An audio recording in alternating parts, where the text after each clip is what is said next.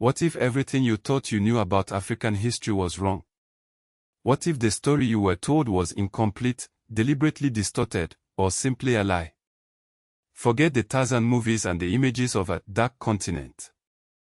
Prepare for a journey into a past more complex, more brilliant, and more vital than you ever imagined. Let's go back. Way back. To Olduvai Gorge in Tanzania. This isn't just some dusty ditch.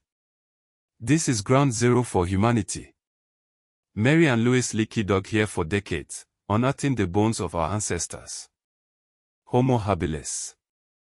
And those footprints at Litoli. 3.66 million years old. Prove that our ancestors walked upright across Africa long before anywhere else. And it gets older. Jebel Irhoud in Morocco. 300,000-year-old Homo sapiens fossils. Africa isn't just a cradle of humanity. It is the cradle of humanity. Now, skip ahead a few millennia. Forget the narrative of Africa waiting for Europe. That's garbage. Think instead of ancient Egypt, unified around 3100 BC by Nama. Think of Meroe, a kingdom in Sudan flourishing from 300 BC. Or the Aksumite Empire, a Red Sea superpower by the 1st century CE. And then, there's Timbuktu.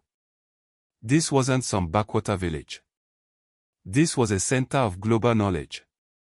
Timbuktu, in present-day Mali. From the 13th century onward, it exploded as an intellectual and commercial hub. Manuscripts. Tens of thousands. Maybe hundreds of thousands. Covering law, astronomy, medicine, theology, poetry. Islamic scholarship wasn't peripheral, it was networked. Connecting Fez, Cairo, Mecca, and Timbuktu. Mansa Musa, ruler of Mali, 1312 to 1337.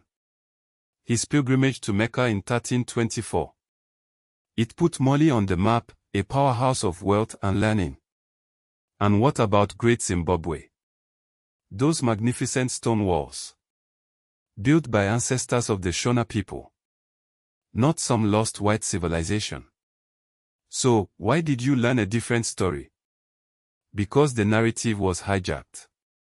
By the Atlantic slave trade. By colonial conquest. The Portuguese at Elmina in 1482.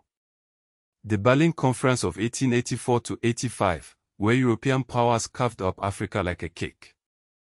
By 1914, almost the entire continent was under European control. Except Liberia and Ethiopia. Ethiopia a symbol of resistance. Remember the Battle of Odwa in 1896. Empress Timbuktu helped lead the Ethiopians to crush the invading Italians. A major blow to colonialism. One they hoped you would forget. But Africa wasn't silent.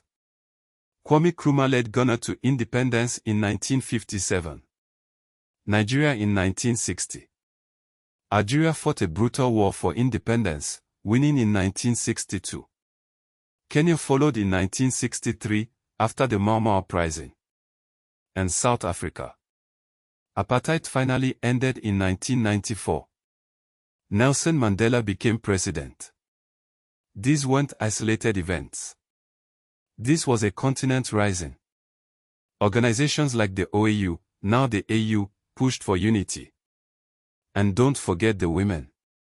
Amina of Zozo, a 16th century warrior queen. Or the ABA Women's War in Nigeria in 1929. Women at the forefront of resistance. So, what does it all mean? It means Africa is not a blank slate. It's the origin. It's a tapestry of empires, scholarship, and resistance. The slave trade ripped families apart. Colonialism redrew borders, creating problems that plague us today. But the spirit of Africa endures. In the fight for repatriation of stolen artifacts like the Benin bronzes. In the preservation of ancient manuscripts in Timbuktu. In the ongoing struggle for self-determination. Next time you hear the old, tired narrative about Africa, remember this: you've only heard half the story. It's time to dig deeper. It's time to rewrite the script.